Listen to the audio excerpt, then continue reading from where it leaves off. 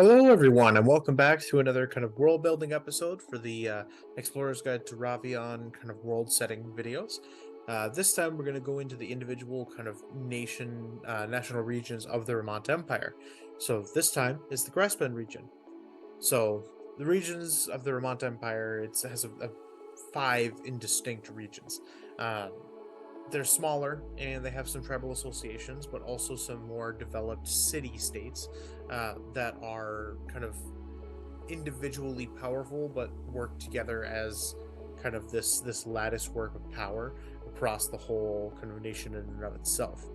The Grassbend region is at the very center of this Horsehead Peninsula. It's this warm region with much of its territory being this mix of savanna, forests, and in some places deserts, but mostly savanna and forest. It's bookended by the Wellock and Isedale inland seas. So if I pull up the map before we go too far along, we have got tucked away. There we have this inner region right here is the Grassbend region in and of itself. So let's pull that up a little bit. Right here we have the Wellock Sea to the west, and we have the Isedale Inland Sea to the east. So we have at this point, from the very tip of this Isedale Sea and along the Snowwatch region, all the way down to across the Lachlan Majocracy and down along the Merc Coast. Those are the three major territories that it borders. But it has a few different cities. It has probably the least out of all of the different territories. If we don't look at the Snowwatch, there's I think a few more within there. But it has Timber Falls as a major city, Dewburn as a major city, both of which are on two different respective inland seas. And then the major capital city, quote unquote, of the region being Fallfield. This means that a lot of the population within the Grassbend region is tribally based. But even still, a lot of this means that these tribes have to find a way to survive. This region as a whole is kind of the area for gnolls. And so a lot of gnoll encounters lead various tribes into quite a bit of danger. And so a lot of them in the past condensed into these major cities as a union against this kind of gnoll threat. And ever since then, these cities have been kind of major bastions on the landscape. It's a really small region, so there isn't too much space. But the various people that do live here along the tribal front live just off of these major roadways, kind of the Wellock roadway and all the way up towards Fargard if they really needed to, or down towards Dawnbrook or Dewburn.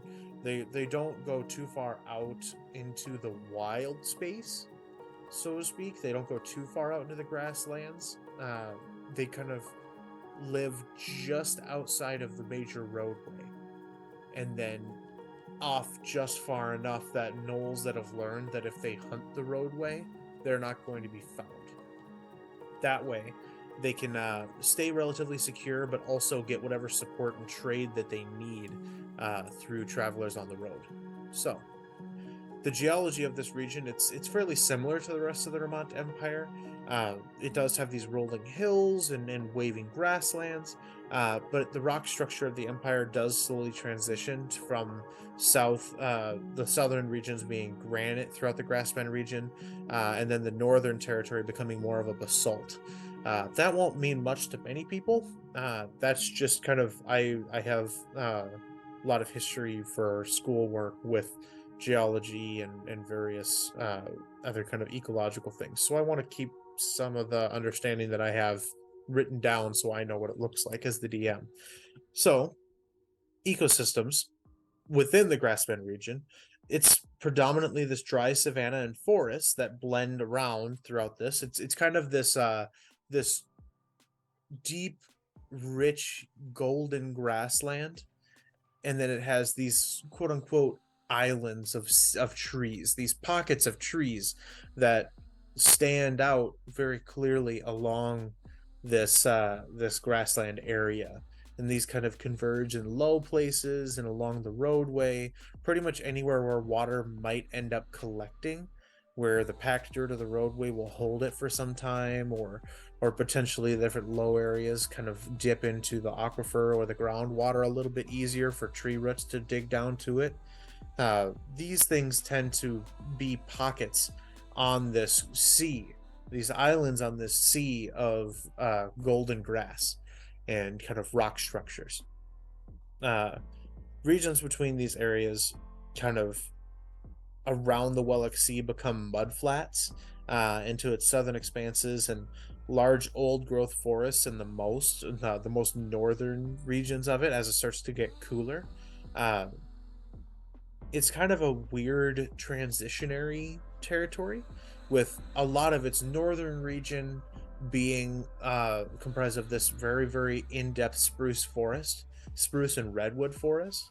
And then as you go, it's kind of buttressed on each side by these two seas, one of which being a kind of salty mud flat on the Welwick side, and then the other side, the Icedale Sea, being this cool region that is just relatively cold water and warm land kind of mix. And so it's not necessarily a mud flat so much as it's just a very harsh line between land and sea, almost where it's almost a cliff face, which is weird because it doesn't really match that way.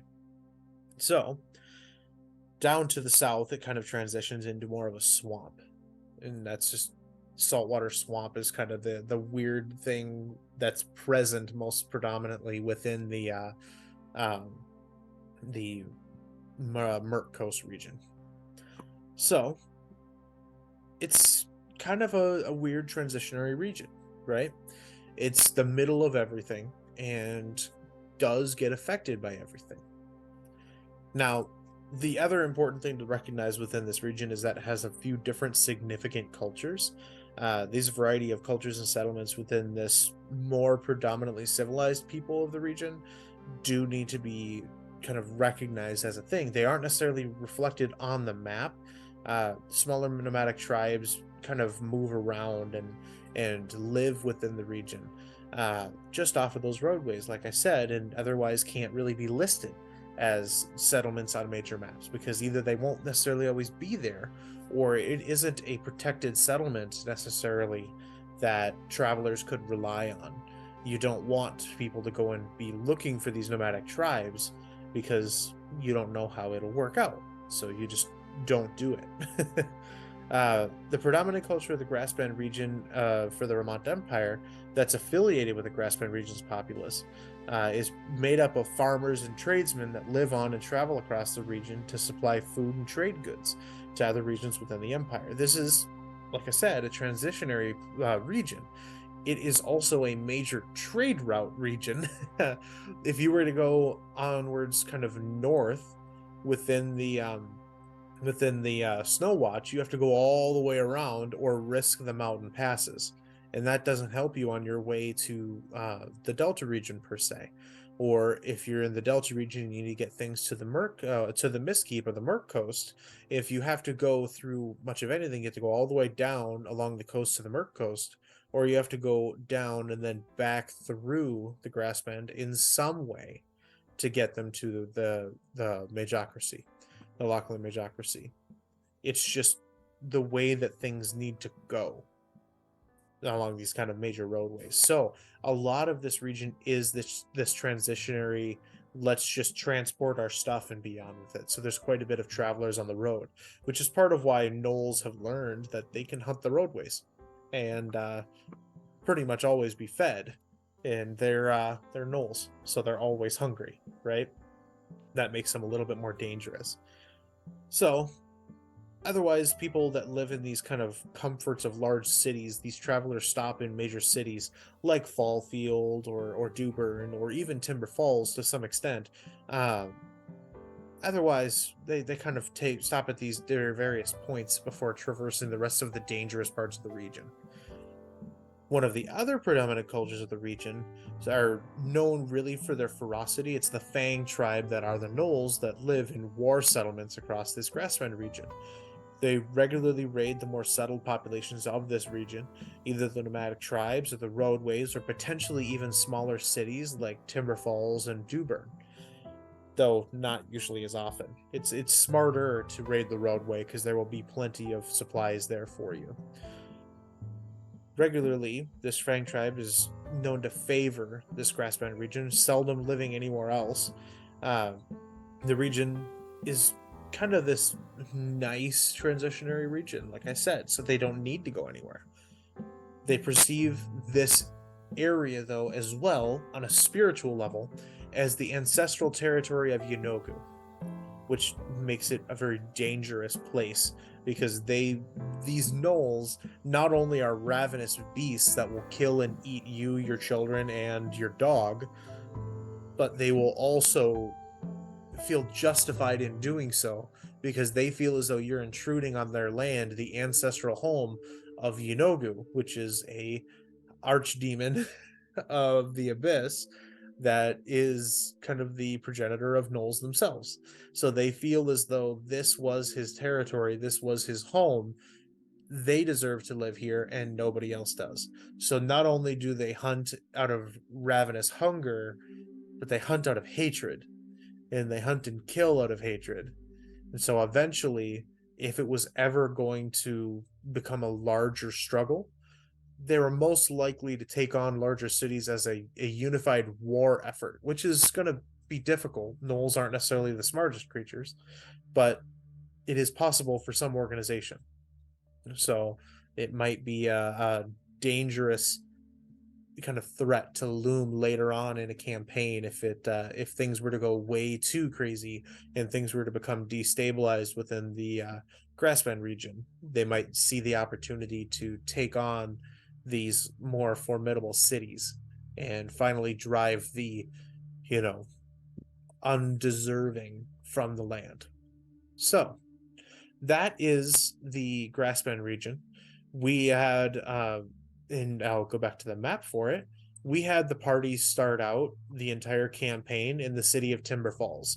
This is where we started with the Empire Day Festival with Amelia Remont, one of the royal family, the daughter, the princess of Samson Remont, closing out the ceremony and then traveling with the princess north along this Wellick Sea Road all the way up to this Traveler's Junction and then into Fallfield where they dropped her off.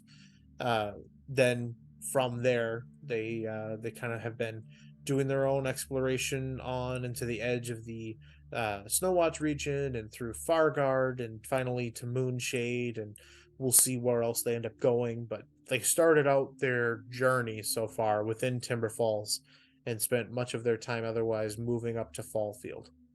So thank you all for watching so far into this video. I know that this doesn't necessarily make for the most interesting content, but might be a little bit more interesting for people that want to be able to use this world setting as kind of a play experience. Otherwise, thank you all again, and remember, it doesn't take much to make a difference out there in the world, so be the difference that you want to see. Thank you all again, and I will see you all in the next video. Bye.